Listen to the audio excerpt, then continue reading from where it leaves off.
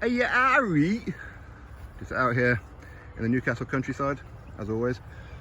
I want to talk about boxing dads.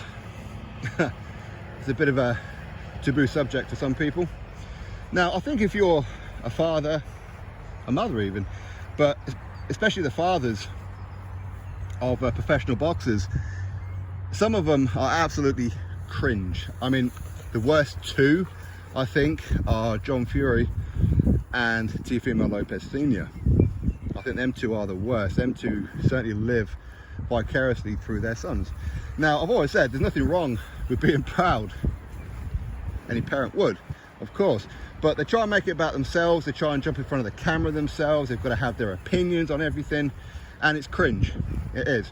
Because their sons are doing something that they always wanted to do but couldn't do. That's just reality. With Teofimo Lopez's dad, it's like jumping in front of the camera when Teofimo wins a title and he's getting his hand raised by the referee, and that cretin jumps in front of the camera celebrating, and he knew what he was doing. He knew. It's ridiculous, it really is. And of course, he's very opinionated. John Fury as well certainly lives vicariously through Tyson, but he goes to the extreme of the reason Tyson is the kind of fighter that he is because of him, because of his DNA. And of course, you've got Tommy as professional boxer. Now you've got Roman as professional boxer. Listen, it's still very early with Tommy and Roman to see where they're going to go. It's very early, so we can't knock them. And of course, Tommy, he's done well in the sense of, because he's Tyson's brother, he got opportunity against Jake Paul. If he weren't his brother, he wouldn't have got the opportunity now, would he?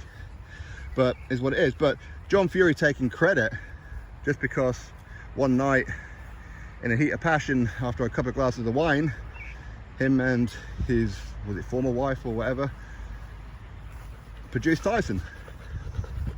But in reality, it weren't John who trained Tyson to become the fighter that he is and phenomenal that he is. You know, it was his uncle Peter, it was his uncle Huey, it was the amateur system, it was Ben Davidson, and now of course Sugar Hill and whatever else. John Fury had very little to nothing to do with it.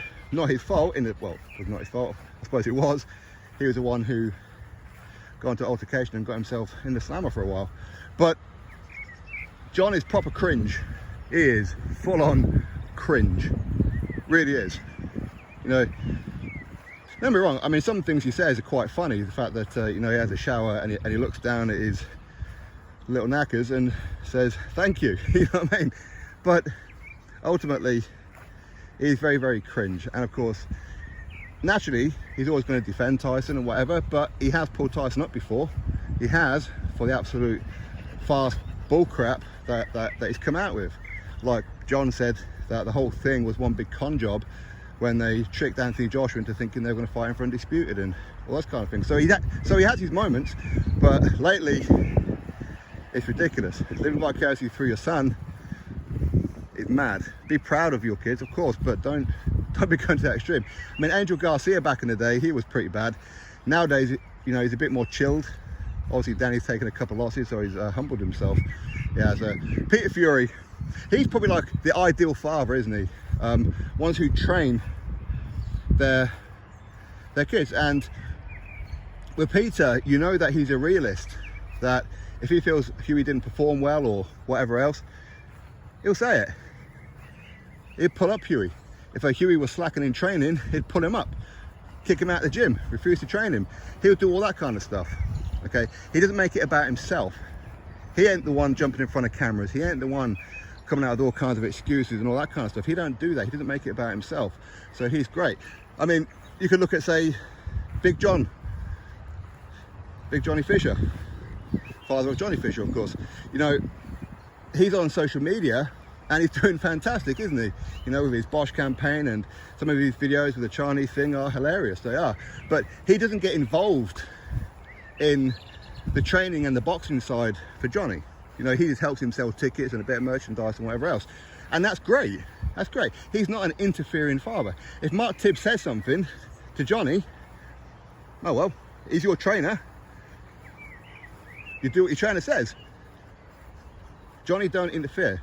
Big John don't interfere. You don't. And And of course, there are quite a few others as well. I mean, Sean Porter's dad, I mean, he was a little cringe at times. I mean, throwing the towel in just to teach Sean a lesson against Terence Crawford for not training as well as what he could have done is ridiculous. You know, he made it about himself. He did. So I think overall, boxing ain't too bad with some of the boxing dads. But if you're a boxing dad out there, let your son do what he's going to do, or your daughter, or whatever. Let them do what they're going to do, okay? You are not their trainer. If you're not their trainer, stay out of the camp. Like Dan Dubois' father, I hear that he's a bit of an issue. Always going to have an opinion on things. Again, there's nothing wrong with protecting your kids.